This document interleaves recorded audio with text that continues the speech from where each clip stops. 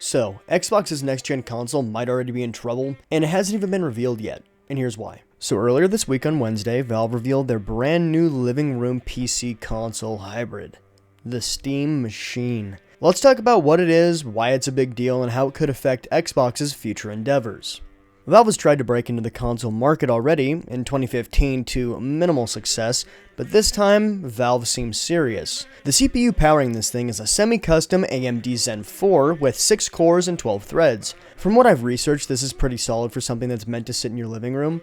The GPU is also a semi-custom AMD RDNA 3, which is the same architecture behind some of AMD's newer graphics cards. For VRAM, it's packing 8GB of GDDR6, and for system memory, it has 16GB of DDR5. There'll be two different kinds of models when it launches. One that comes with a 512GB SSD, and the other that bumps it all the way up to 2TB. And if that's still not enough, Valve made sure that you can expand the storage even more with a micro SD card slot. Of course, it's got all of your standard connectivity options built in, USB plugs, USB-C, and it's all running on Valve's own SteamOS, which means it's basically ready to plug in, power up, and start gaming right out of the box. And I'll be honest, I'm not a huge computer guy, so these specs could be the most powerful thing in the world, or the most middle of the road for when it comes to a gaming PC. But the point isn't raw power, it's what Valve is trying to do with it. Valve has stated that it will support 4K gaming at 60 frames per second, but they were honest and said that they had to use FSR to achieve that goal. And for those of you who don't know what FSR is, it's basically an algorithm that renders the game in a lower resolution, then upscales it to look higher quality, so you get smooth frames without hindering the performance. And personally, I think this is a really smart move from Valve for a lot of reasons. By going this route, they're keeping the price of their console PC hybrid way more affordable than the average gaming PC. And trust me, these puppies aren't cheap. On top of that, this level of optimization means the system itself can stay incredibly compact. The dimensions are 6 inches wide, 7 inches deep, and 6 inches tall, only slightly bigger than the GameCube, and that's insane when you think about how much power and performance they've managed to fit into this small package. And now we've got to talk about the controller. This thing looks interesting. I like how it keeps the classic Valve touch with the trackpads from the Steam Deck, but now it's got 2 analog sticks, a D-pad, and all the buttons you'd come to expect from a regular console controller. The home button, pause, pages button, all of that. And there is a little button on the bottom with 3 dots, which I'm guessing is something Steam specific. Maybe quick settings or something akin to that, maybe a shortcut. Either way, I'm pretty interested to see what it does.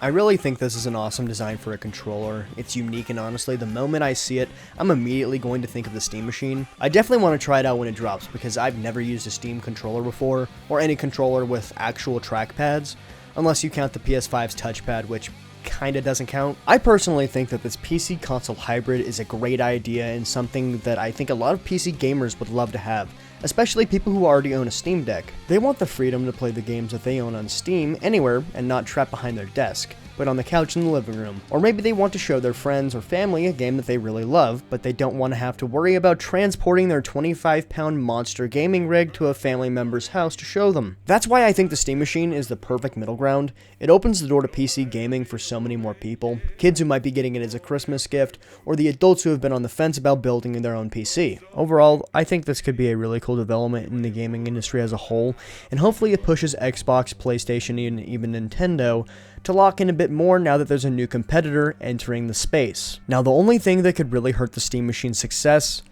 is the price tag. We don't know the official cost yet, but that's going to be the deciding factor for a lot of people, including myself. If Valve prices this thing too high, it could end up being in a weird space where it's too expensive for console players, but not powerful enough for hardcore PC gamers. But honestly, if it launches anywhere below that rumored $1,200 price point that the next Xbox is aiming for, I think it's absolutely worth it, because at that point you're getting something that's more flexible, has access to way more games, and is made by a company that actually listens to its community. But what does this mean for Xbox? Well, it means that they've got some serious competition. If you haven't heard the rumors floating around lately, Xbox's next-gen console is supposedly going to be a Windows-based system, basically a PC console hybrid that can even run Steam. And you'll be able to download and play all of your Steam library directly on your Xbox. I don't know about you, but that whole thing sounds a little bit redundant after Valve revealed their Steam Machine. And that's because Valve is doing literally the exact same thing, except they already have the ecosystem to store millions of loyal PC players ready to, jump in on day one, and frankly, they have the trust of the community. And that's where Xbox's problems really start. From what I've noticed, they've been coasting on Game Pass sales for the last couple of years, and they haven't really tried to innovate with their current console or with any of their first-party games, or, with anything related to the Xbox name. And now Steam is coming in with a console that promises you full access to your library, 4K at 60 frames per second for every game on its platform, and a cheaper entry point. And that's something that Xbox can't really compete with right now. This is also terrible timing for Xbox, but impeccable timing for Valve, because Xbox has been taking a bunch of L's lately. The Game Pass price hike, and the hardware price increase, and the weird directionless handling that the Xbox brand has been going through for what feels like forever. So unless their next console brings something truly revolutionary to the table, something that justifies that rumored $1,200 price tag, there's really no reason to buy it. Like, honestly, at that point, just build a PC, you'll get more freedom, more flexibility, and you won't have to play for online multiplayer. I've been using my PC since I got it. It's crazy. My wallet, it seems a lot more fat now that I don't have to pay for, online multiplayer. Xbox is right there. Oh, yeah. Apparently Xbox plans to make their online multiplayer free in their next console, which I sure as hell hope so if I were to pay $1,200 for the console itself. I'd sure as shit hope that I wouldn't have to pay $360 a year to play games with my friends. Is this the bare minimum? Is this, what are we doing? To be honest, I'm hoping that their next-gen console will actually bring more things to the table than the Series X did. Quick Resume was nice. The early days of Game Pass being affordable was actually worth the monthly subscription. Cloud streaming, which is, kind of cheeks. And backwards compatibility, which has to be my favorite feature on the Series X so far. But beyond those things, nothing felt new or exciting.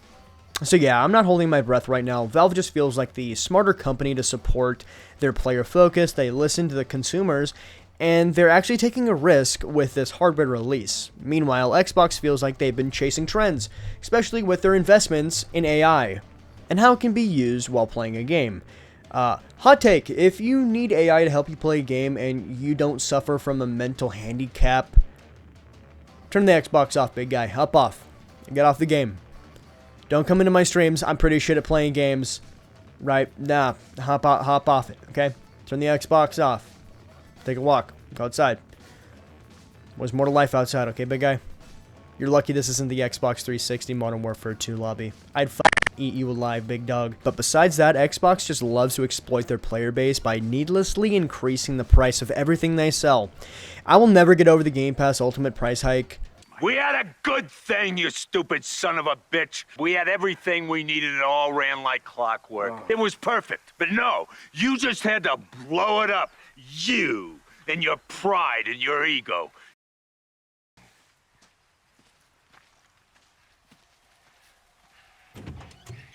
Xbox needs to do a ton of damage control if they want to, 1, stay in business, and 2, if they want to earn back the trust and respect that they lost by pulling a bunch of this greedy horse shit. So, if Valve nails this PC console hybrid release, Xbox won't just be competing with PlayStation and Nintendo anymore, they'll be competing with the biggest digital storefront in history with 132 million active monthly users. Cool. Can you give me a sec? Alan, we are so fucked. And that's a fight I don't think Xbox is ready for, or, capable of even winning. But what do you think? Do you think the Steam Machine will actually take off this time? Does Xbox need to completely rethink their next-gen plans? Let me know in the comments below. Also, when this puppy releases, I'm not calling it the Steam Machine. I'm calling that shit the Steam Box or the Gabe Cube. Fuck out of here. Steam Machine? Steam Machine? That's like a tongue twister. That's the best we could come up with. Steam Machine? Steam Box. Compete with Xbox better naming-wise. Naming scheme. Call it the Steam Box. What? Yeah, but I hope you have a good rest of your day. Adults who've been on the fence.